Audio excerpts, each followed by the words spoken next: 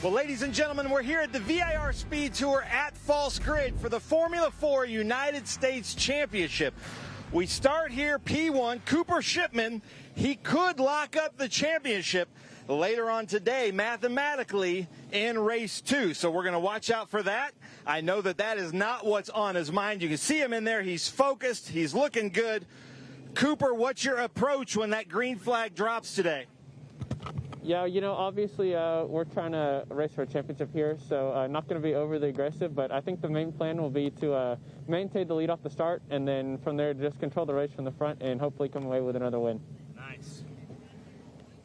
And ladies and gentlemen, I'm going to have to ask one of these guys here because it is hot, and they are still restricting air from the cooler. So is there a certain temperature that you take that tape away? Yeah, we just try to get the engine up to optimum temperature, and these cars run a lot colder than the old cars. Nice, nice. Now, somebody that's been following the series, and one of my favorite commentators, Jonathan Green. Come over here, Jonathan. Let's get a shot. But you've been following this along. You've been working with Jet and Kiwi. And then in the off-season, you may not know this, he goes down to New Zealand with a lot of these drivers, so spends a lot of time. Are you having fun with the series? And then talk about the talent we're seeing this year. Well, it's so funny that we're sitting here next to Cooper because he's from Austin, Texas. Obviously, that's where my home is. That's where the Circuit of the Americas. And this obviously by your accent, Jonathan. Yes, obviously. Good old boy from Texas. But no, I mean, we finally got a youngster capable of taking it to the rest of the world. And we've been looking for this. He's the right age. He's got all the qualities that needed. He's chasing Cameron Dass's record. You and I have been following this series since then. And, you know, I'm just so excited just to be here to witness it. So finally, it's all coming together for me anyway. I love it. I love it. Well, thank you so much. Jonathan Green, always great with the insights as well. Alex Popow having a great season. He's had some bad luck, to be honest. I would have put him right there fighting for the championship. But look at this. He's going out. Brand new tires. I want to mention Majestic RV here, the luxury RV hire. They were out in Europe somewhere, and Majestic RV helped them out a lot. Alex Popow, coming up to the green flag here at VIR. You've got Shipman in front of you. What's your goal? No, the goal is always to win. I have a great crew, great team, and great supporters, so let's try and get it done. Nice. Alex Popow also representing Venezuela as well. His dad over here getting some good social media content for us. And then we come over here, Caleb Campbell. I saw Patrick Woods talked over there. Caleb Campbell running with Kids Help Phone. We talk about that. That number in Canada is 686868, which is why he is the number 68. Doing very, very well in the series. Then Kekai Hauanio, who we just heard in the JFC race as a commentator, out here in this beautiful car, still hunting for the championship, still mathematically possible. I want to mention Anywhere Transport. Look out for Kekai Hauanio in this beautiful American flag livery as he goes out in what are basically brand new tires. Also brand new tires, Demitri Nolan out here with Crosslink. And somebody who was running for the championship just last year, Ryan Sheehan, what kind of advice do you give to your drivers while they're at grid about to go out? Just be smart. I always tell them complete every lap because, you know, a fifth place result is better than a DNF. So, yeah, just be smart, pay attention to the cars around you, and bring it home. Nice, nice. And then to hear that kind of advice from somebody that was just in it last year with us, that's always really, really good to see. Power's out here, beautiful car. Look, all the carbon fiber showing. It's great to have him out here with Tony Driver Development. So watch out for that, running the big next-gen sticker on the back. Then Oliver Savoie, we saw him with us at CTMP, Canadian Tire Motorsport Park, just a few weeks ago in F4, doing very, very well. You can see here the number 32.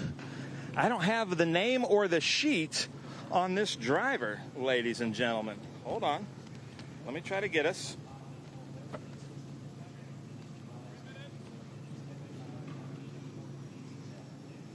Jonathan Cottrell, yes, we met at Road America, I believe, running with Rays all the way out from, I think, Colorado. Is that right? Yeah.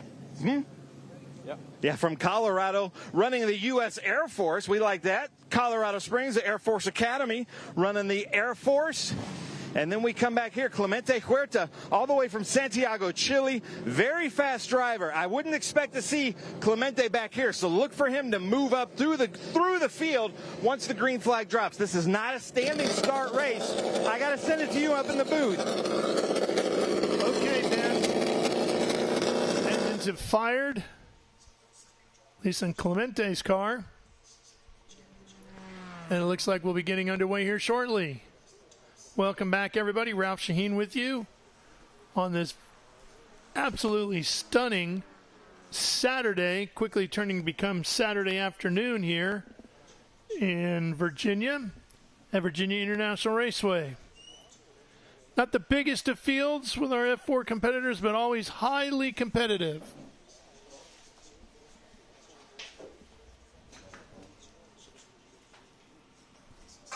And we'll be getting that going here in just a minute, as we're going to have some guests joining us in the booth as they make their way in now. And we'll take a quick break. We'll introduce you to them on the flip side of the break. Stay with us. Rev up and get ready for race day with Mission Foods. The world's best racers and tastiest products come together to make every race delicious. Fully loaded tacos, fast wraps, piled high nachos. Whatever you crave, Mission will help you be race ready with easy to make recipes that will take your race day to the finish line. Keep your racing delicious and enjoy all the mouth-watering action. Brought to you by Mission Foods. Too fast, too tasty.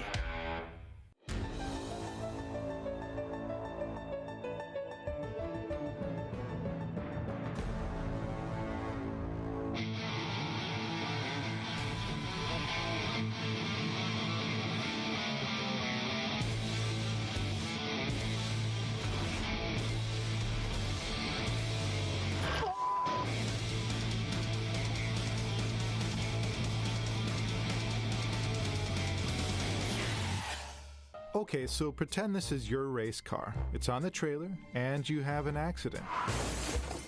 Ouch! At least your truck's insurance will pay for another one?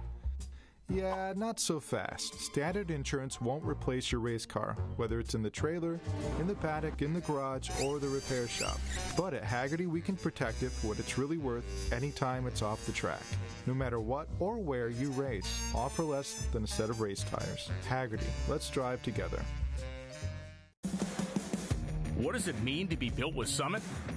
It means you're hitting the autocross, drag strip, road course, trail, dirt, or open road with confidence.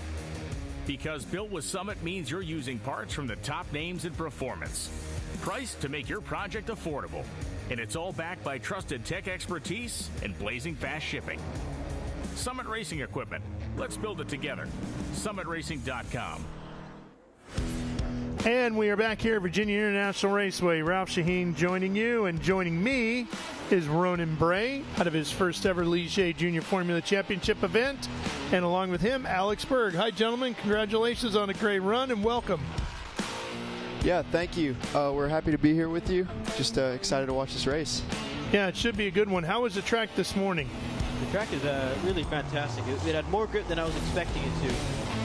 What's interesting is this is the first time back at VIR since 2023. I attended that event driving in the Ligier JSF 4 car, and obviously this weekend I'm driving in the Ligier JSF 4 car again, but we went about a second faster in qualifying than we did in 2023, so the track is certainly fast this weekend. Wow, second quicker. That's pretty impressive. Any spots on the track that proved to be a little different this morning than what you saw earlier in the weekend? Well, what's really interesting is in turn 6 or 7, the curves seem to be a little bit elevated there, so there's a bit more bottoming out than there was last year. But I mean, the 6-7, the SS section, it's fantastic. I really like it. Yeah, in fact, we saw Cash Felber get airborne going up over the curbs in the middle of your guys' race. You guys probably didn't see it. You were a little bit busy handling your own deals, but yeah, he got some air under all four. Wow. Yeah, 6-7 can be challenging. Through the snake and on over to the S's here. And everybody was eating up all the pavement that was available coming out of Oak Tree up there. Yeah, Oak Tree's a tough one. What do you think of Oak Tree, Ronan? I mean, you know, it's tough. Have a little bit of trouble rolling enough speed through there, but you definitely want to use all the road on exits so you can get the best run down the straight possible. So we're headed up that way here now, and you talk about rolling the speed. It's probably the slowest corner on the track up here. So how do you do that? What are you trying to do through the corner here? Well, I've driven this track a lot in a couple different cars. Really, turn 11 is just a fast kink, which if there wasn't a corner right after that, it would probably be close to flat. So basically, you're just trying to get the car slowed down enough to take 11 as quick as you can, but also get the car slowed down into Oak Tree, get it rotated and back onto the power early. Obviously, you have that extra bit of pavement past the curb, which, although it's very bumpy, it is definitely better to use than just staying on the regular racing surface.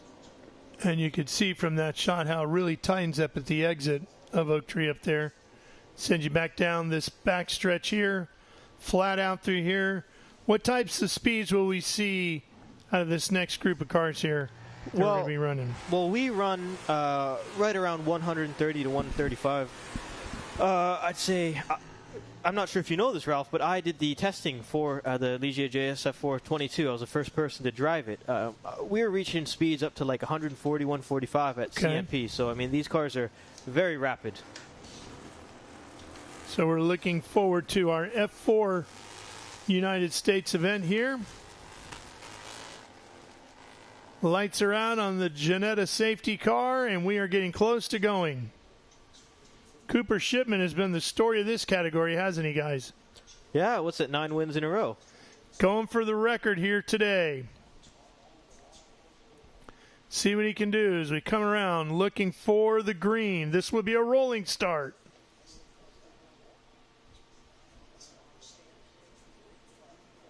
Waiting.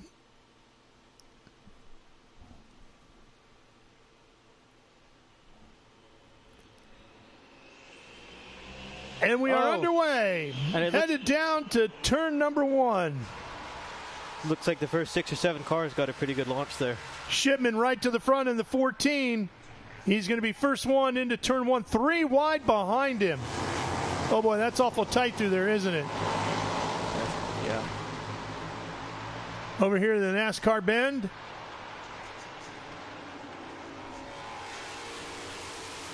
Coming over to the left hook now. Oh, Kekai Hauanio goes for a move in the America livery car. Oh, and around goes 1. 3 wide again. There goes Alex Popow. Yeah, those guys are getting real sketchy through the man. There's almost some contact there in that fight for third. It was close, wasn't it? It was as close as you could get without actually turning each other. The field's coming through turns 6 and 7 and 8 together now. Those cars must be a blast to drive on this track. Up through the S's. Front of the South Bend Villas, and here's Oak Tree. And Shipman already starting to pull out a little bit. Wow. Now, what's interesting about the Gen 2 F4 cars is the aero efficiency, I think, is something like 50% more. And I raced the Tatis F4 over in Europe, and although it did throw up quite a bit of dirty air, the bigger thing was that they don't make nearly as much drag as the Gen 1 F4 cars, so it's very hard to draft up. I raced in British.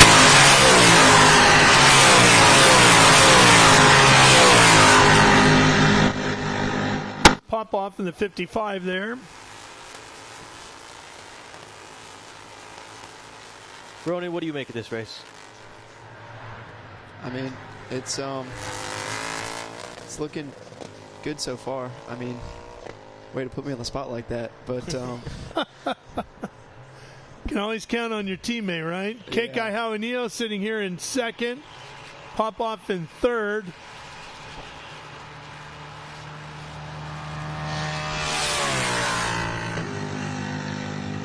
And then you see the 68, that's Caleb Campbell, driver out of Ontario, Canada.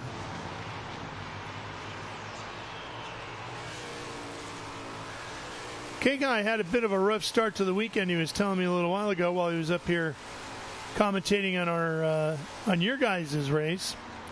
Had a bit of an off and didn't qualify as well as he wanted to, but he seems to be racing better.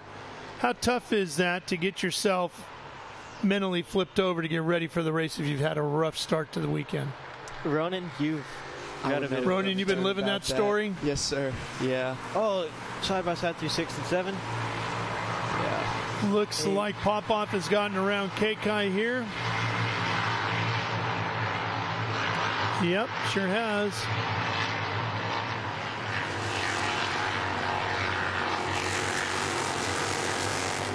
Oh, little wheel off from Popow. How do you pronounce that? Popow. Popow. Oh. Sorry, family Popow. It's all right. You should hear him say Berg.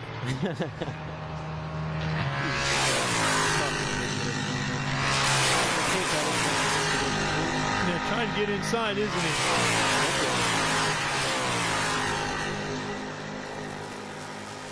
Man, that car looks so good, that America car. Really does. Great look to the new livery that debuted at Canadian Tire Motorsports Park a few weeks back. Oh, it looks like Popow might have gone a little wide. The exit of turn 17, 16.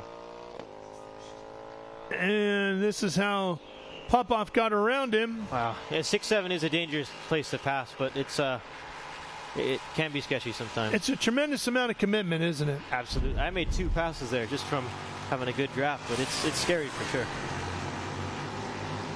I mean, even by yourself rolling through there flat out, it'll get your attention and hold it for a long time. Yeah. But to have 2 guys side by side through there, you got to have a tremendous amount of trust in the person you're alongside. Absolutely. You got it spot on there. I just love this track. It's beautiful. You'd have to work pretty hard to find a driver who doesn't enjoy driving at VIR. Yeah, it's heaven on earth. So they say. Campbell still hanging on in 4th. He's had a great view of that battle between Kekai and Popow. Popow in front in 2nd now. Hauanio in 3rd. Campbell in 4th. Here comes the 5, Demitri Nolan.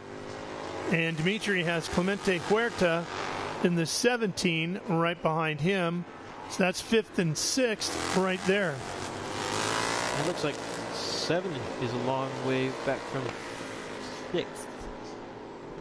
Yes.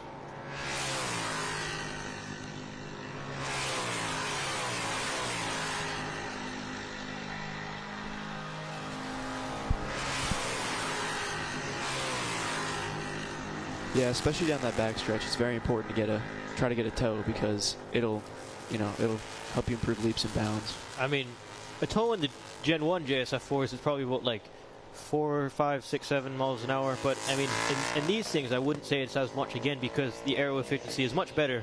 They don't throw up nearly as much of a draft. But that being said, they do make a good bit more downforce than we do. Very true. And you can get a good draft going into 1 right here as well. It's a great place to pass, inside and out. Now, the sun has gotten up nice and high now above the racetrack. But, boy, this morning, there's a lot of challenges with your vision going into turn 1, isn't there, with the sun? Yeah, a little bit. Just even pulling out of my garage this morning, I was, like, squinting because it was super bright. Yeah. Yeah, that's funny. I never really noticed that. Huh. No? Sometimes I do. More in the afternoon than I do in the morning. Well, it looks like Shipman there is just completely pulled out.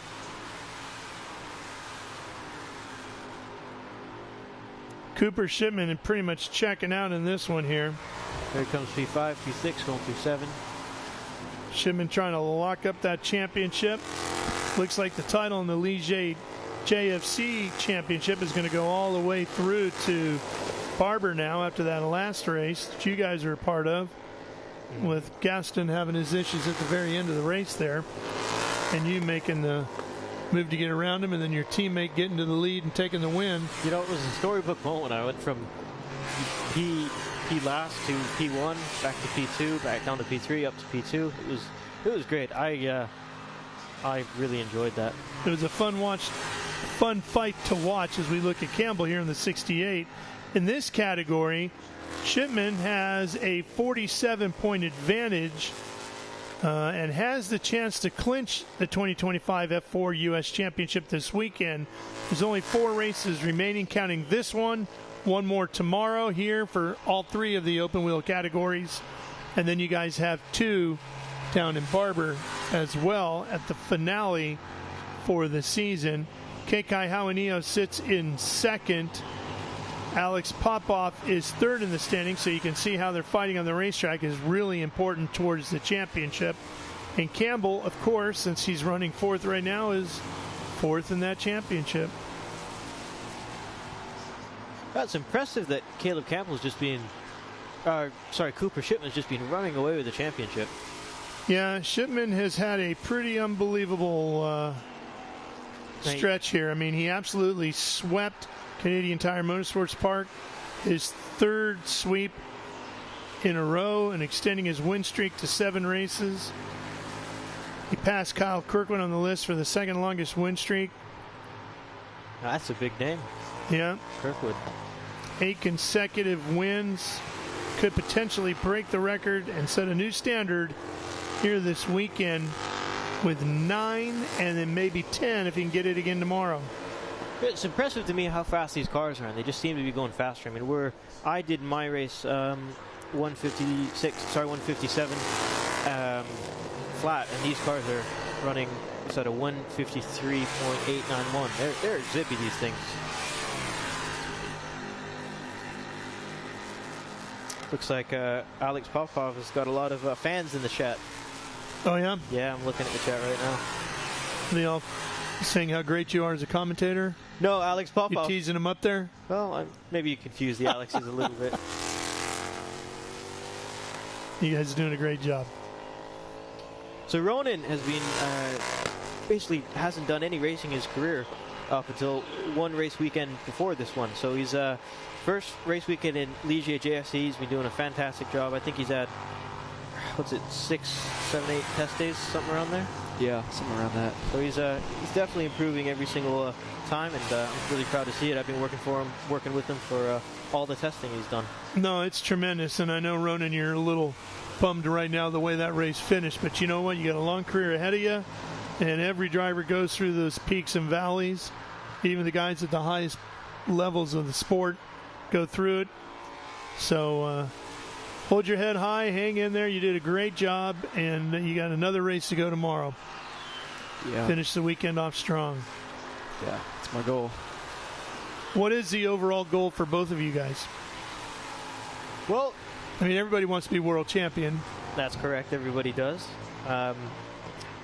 My goal right now is to get back in a race car for a full time. This is a one-off weekend for me.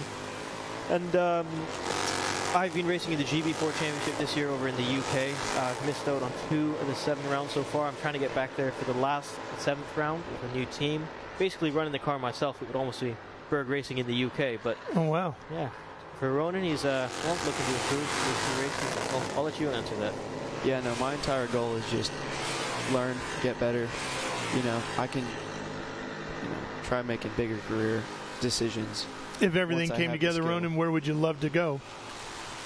I mean, I don't know. I guess Indy, endurance, that would be, the dream. Yeah, that's a pretty good dream. One held by a lot of us, right? Yes, sir. Funny, those dreams never go away. They sure never do. Yeah. Across the finish line, start-finish line once again. Put another lap in the books. It's like 18 and a half, just under 18 and a half minutes to go here. Yeah, these races are real long. It's over in England, they're basically 20-minute races at absolute max. So it's what I like is you can have a full course caution for a couple laps and still get back to racing. It's kind of like NASCAR in that sense, where we're always racing to the flag. Looks like a pass is going on. It looks like Demitri Nolan on Huerta. Yeah, Demitri in the 5, Huerta in the 17.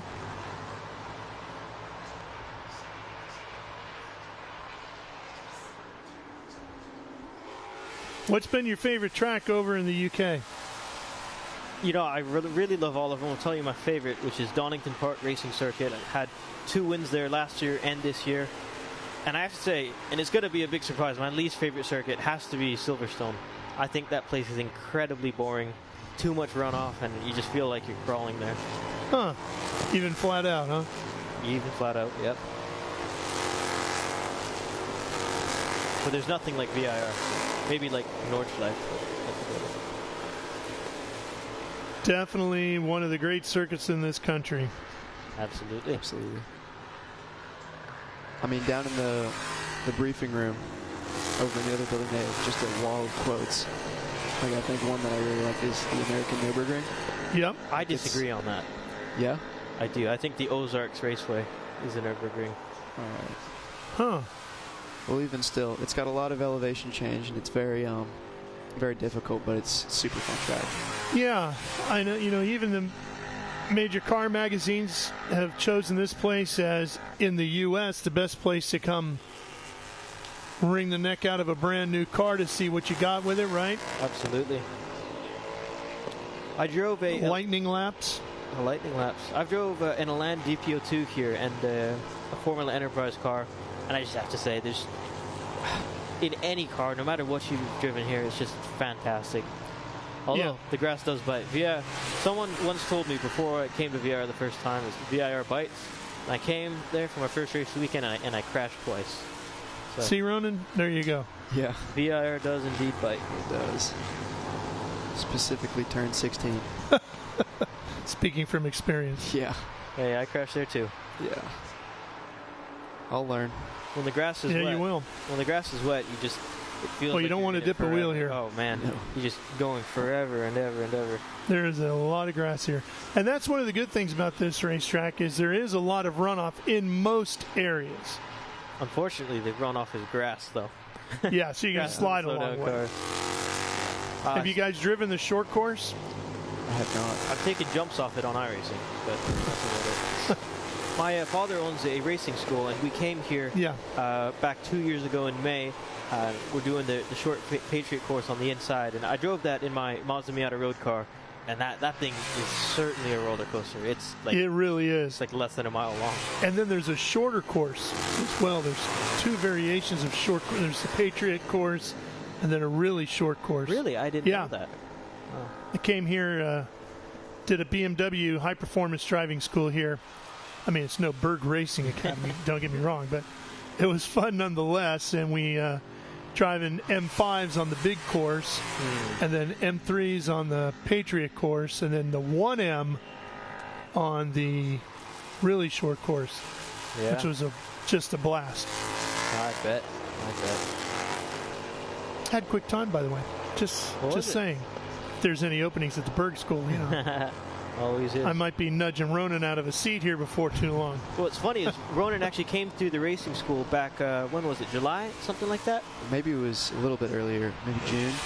Yeah, I think it was in June. Looks like Huerta's making a pass. Yeah, these two have been going back and forth, haven't they? But now they're really side to side, aren't they? See how long this lasts. Huerta almost looks like he's going for the and Nolan. Back and forth. That's a fight for fifth that looks like it's going to go all the way to the end here. Give the spot to Huerta for now. That's Nolan in P6 and Huerta in P7. Might catch up. Might be a 5-6-7 battle. Battle for P5. Looks like P7 is catching up. Yeah, that's Savoie back there, right? Looks like it. You know, it's great to see the series grow. Last year they had less cars, around 6 or 7, and this year it's really growing 9. Hopefully next year can be an even bigger car count. Well, you, as you said, have been racing over in the UK. While everybody over here thinks about having to get over there to go racing, what's the impression that you've seen of their viewpoint of the quality of racing in the junior formulas here in the States? Well, it's interesting. It's obviously a long way to go, and I think that's why we have a lot of South American drivers. Gaston Irazu, Alex Popow. Who else is there? I believe Michael Fatua from JFC is from South America, but a lot of South American drivers here. Also Ambiato, that's correct. So there's a lot of drivers of Hispanic heritage or born in Hispanic country that come over here. It looks like, wow, Nolan on another move. Yeah, he made a good move. Bruno Ribeiro would be another one. That's correct, yes. Yeah, there's a handful in each one of the divisions that Gaston Irazu, of course, from Uruguay. We've got drivers, quite a few drivers from Canada. Including myself. Yep, that's right. And Max Makaram from Lebanon. And is he? Yeah. Zach Forey from South Africa. So we pretty much span the globe, don't we? Yeah. Wow, it looks like it's going to be a battle for P5, 6, and 7.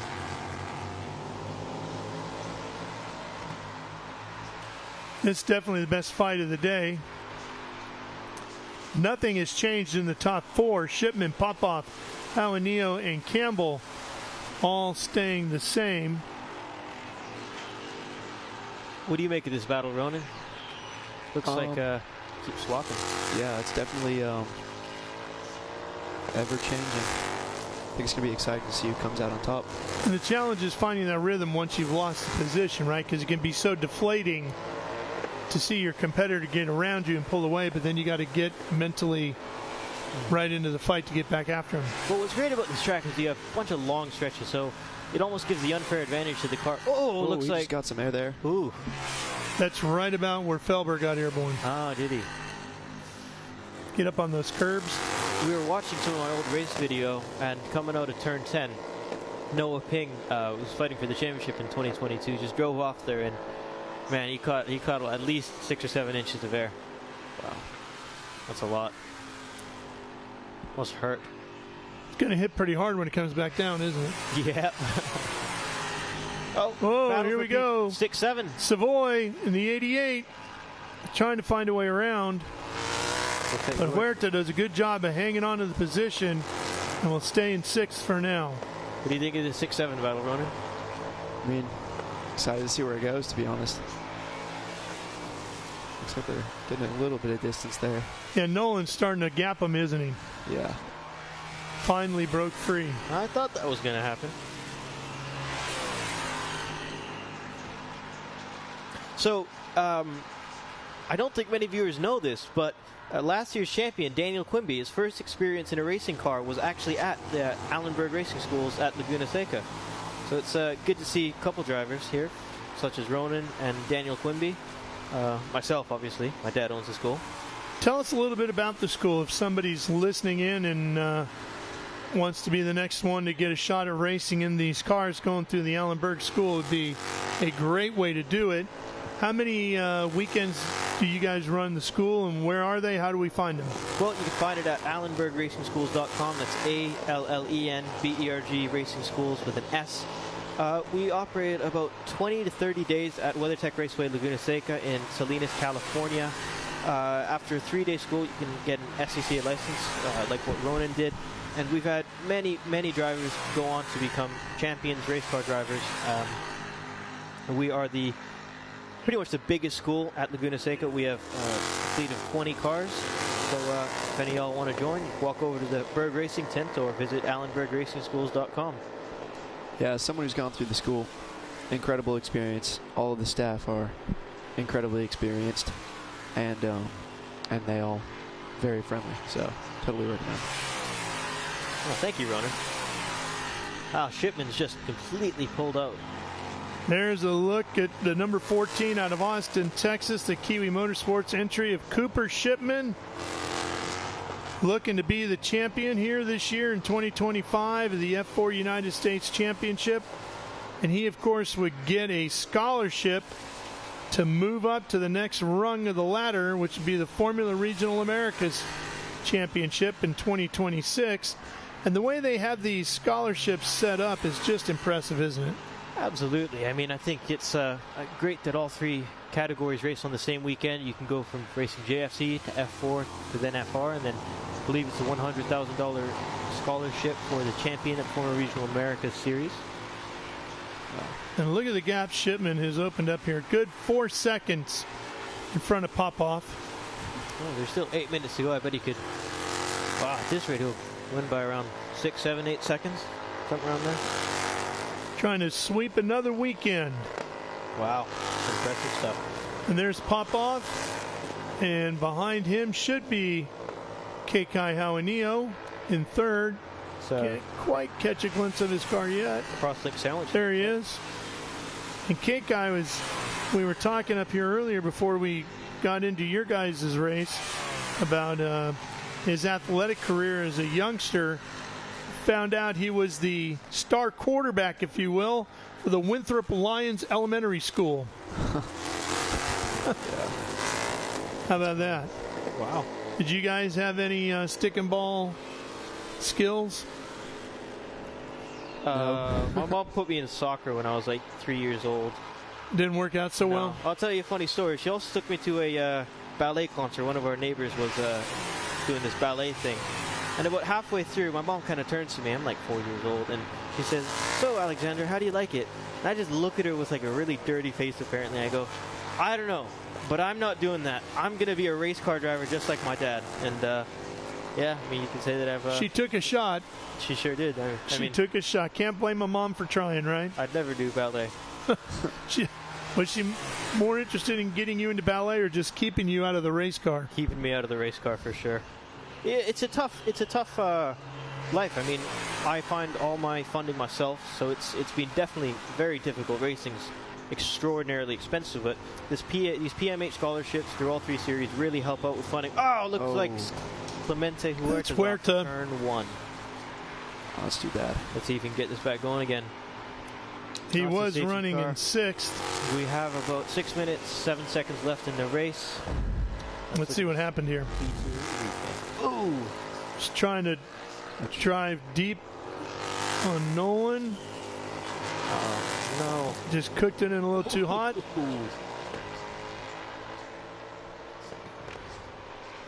Well, that's racing. Yeah, I mean, he was going for it, right? Yeah. But he is in an impact area there, too, isn't he? That could bring out a full course caution. For sure. He doesn't look happy. No.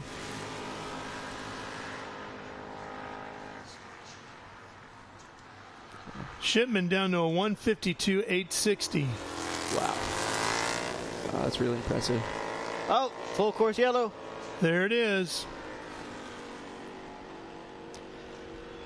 5 minutes left to go. I reckon we might have a one-lap shootout here.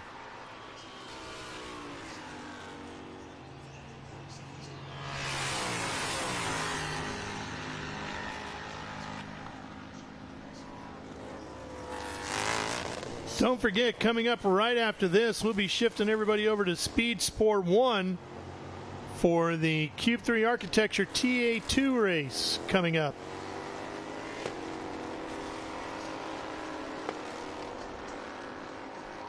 Well, hopefully we can get back going again. Yeah, I'm not sure we're going to make that.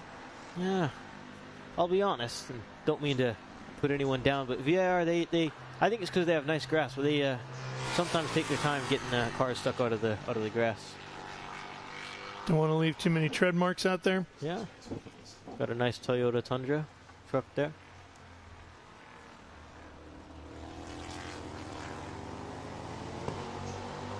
They usually have a lot of people on scene, from like 5 to 7. It's the first time any Shipman's seen anybody in the rearview mirror since the start of this thing. You know, I bet Shipman's just going to back it right off. Doesn't look like they've picked up the safety car just yet. Got 4 cars there. Ow. Really shows how far down 5th, 6th, 7th, 8th, and 9th. As far as it is around this place, I don't think we're going to see this one get back underway. I get the feeling. I don't think so. It's going to be a yellow all the way around. Unfortunately so. Well, and to be honest, I'm not sure anybody has anything for Shipman right now anyway. You know, I reckon that Popow could get a good little draft on him if we go for a one-lap shootout, and I bet you he could keep him behind him. Oh, wow. There's a Janetta safety car waiting for him. James Rogerson driving that guy. Wonderful person. Lovely guy. Awesome.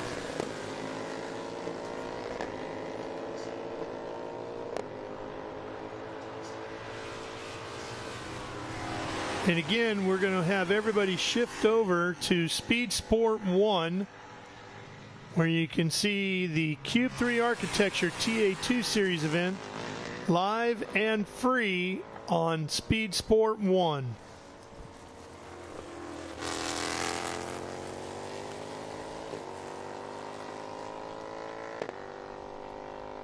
Okay, we're going to step out now so we can reset for that Cube 3 Architecture TA2 race on Speed Sport 1. We'll give you a moment to shift your viewing over to Speed Sport 1, and we will see you there in just a minute to get this one started, okay? See you in a minute.